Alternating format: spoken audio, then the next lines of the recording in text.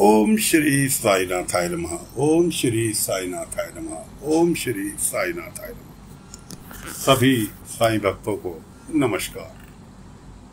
कथा प्रारंभ करते हैं।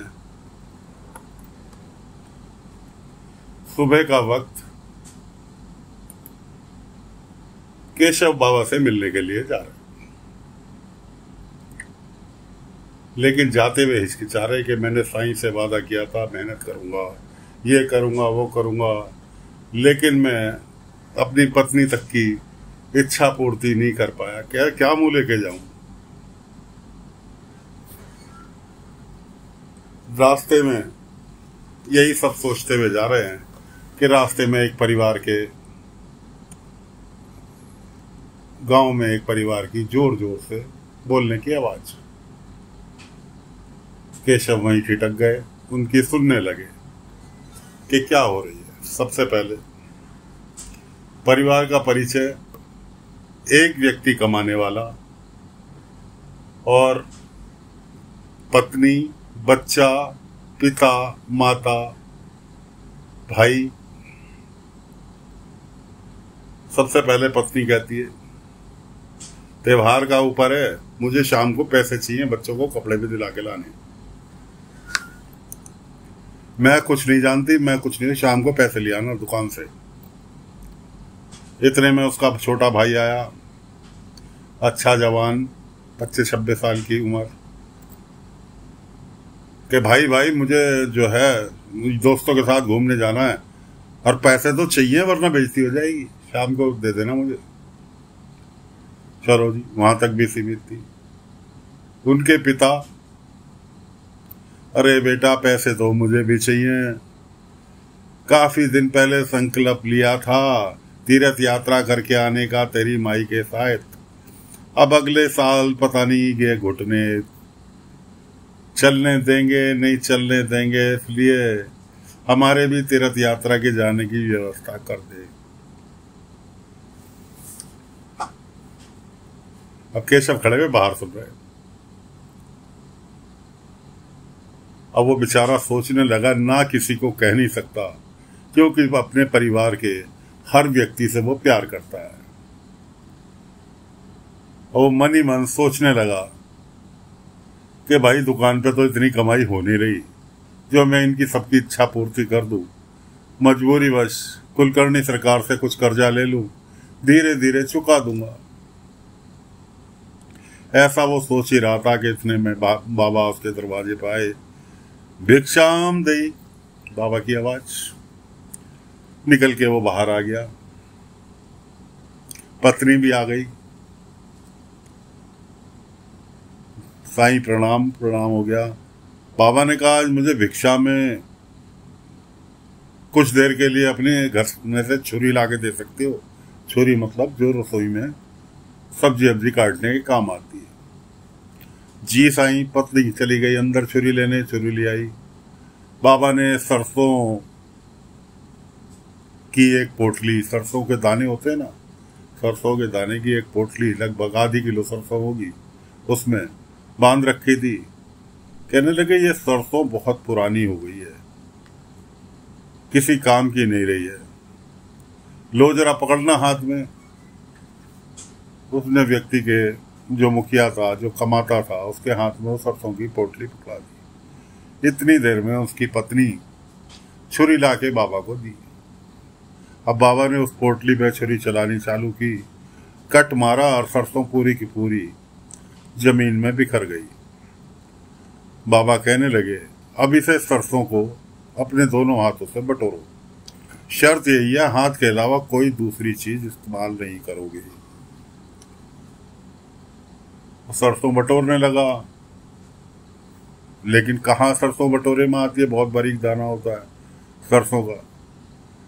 थोड़ी सी सरसों उठा पाया। कहने लगे, साईं भाई यही हाथ भाई, इससे ज्यादा नहीं उठा सकता। बाबा ने कहा, यही तुम्हारे परिवार की स्थिति है कि जरूरत से ज्यादा बोझ तुम्हारे ऊपर पड़ा हुआ है, जिसके लिए तुम सोच रहे हो कि कर्जा ले लूं कुलकर्णी सरकार से। परिवार वालों को समझाओ, ना कि कर्जे की तरफ भागो। जितनी चादर हो उतने पैर पसारने चाहिए। अरे खुल के बताओ तुम्हारी परेशानी क्या, परिवार वालों को परिवार वाले समझेंगे। अब तो परिवार वालों की भी बाबा ने समझाया तो समझ में आ गया। एक एक करके सभी लोग माफी मांगने आने लगे। यहाँ तक कि उनके पिता जो तीर्थ यात्रा पे जा रहे थे कि भाई हमें नहीं पता था कि इतना मंदा चल रहा है, इसलिए हमें क्षमा करना, फिर कभी देखेंगे। भाई था वो आके माफी मांग के आके जी कोई जरूरत नहीं है बाहर जाने की, मैं आपको नहीं समझा, मेरी वजह से आप परेशान हो गए। उसके बाद बाबा वहां से चल दिए। रास्ते में केशव मिले। केशव से कहने लगे, केशव जो तुम सोचते हुए आ रहे थे, शायद तुम्हारी बात का तुम्हें जवाब मिल गया होगा। केशव कहने लगा, हाँ साईं मेरी बात का जवाब मिल गया, मुझे क्षमा कर दो साईं, मैं जरूरत से ज्यादा ही सोच रहा था तेजस्वी के बारे में कि मुझे मौके बहुत मिले, लेकिन तेजस्वी की ख्वाहिश कुछ ज्यादा ही थी जो कि मैं पूरी नहीं कर सकता। बाबा ने कहा जो है जैसा है उसमें रहना सीखो, प्रयास करना तुम्हारा काम था, तुमने कोई कसर नहीं छोड़ी, तुमने जरूरत से ज्यादा प्रयास किया, लेकिन ऊपर वाले ने जो लिखा है उसे कोई नहीं टाल सकता।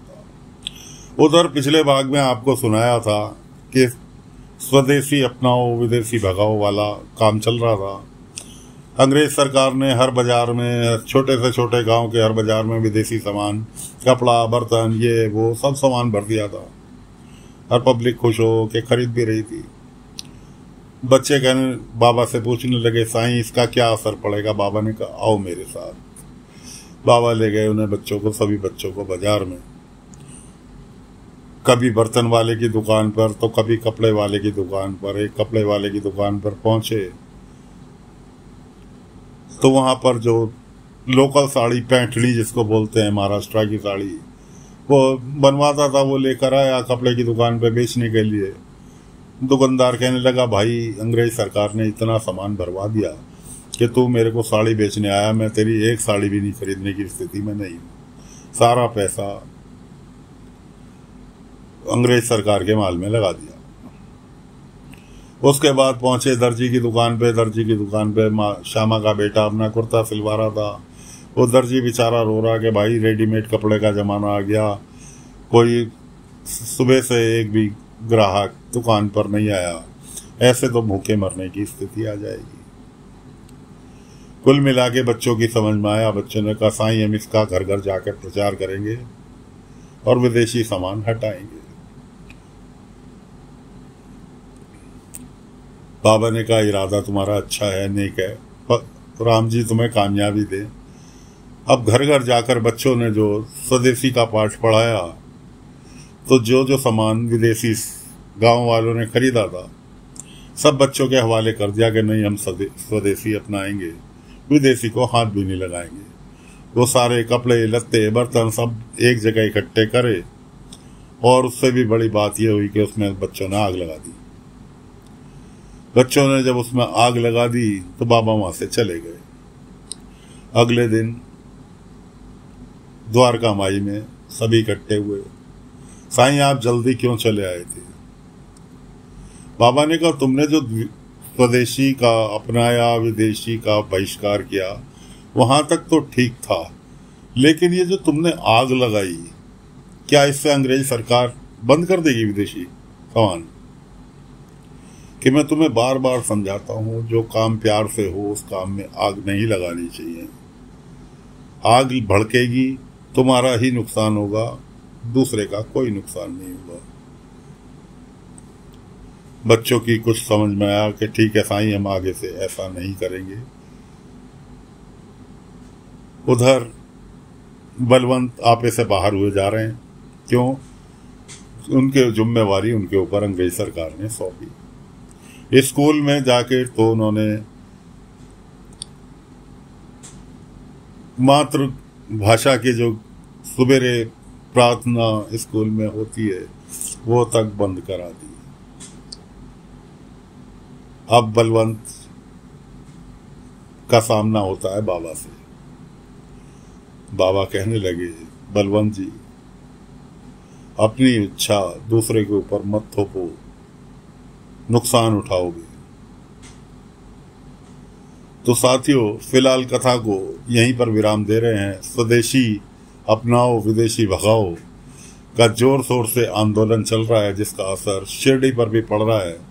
और बाबा इस आंदोलन में क्या योगदान देंगे, अगले अंक में लेकर फिर हाजिर होंगे। तब तक के लिए आज्ञा दीजिए।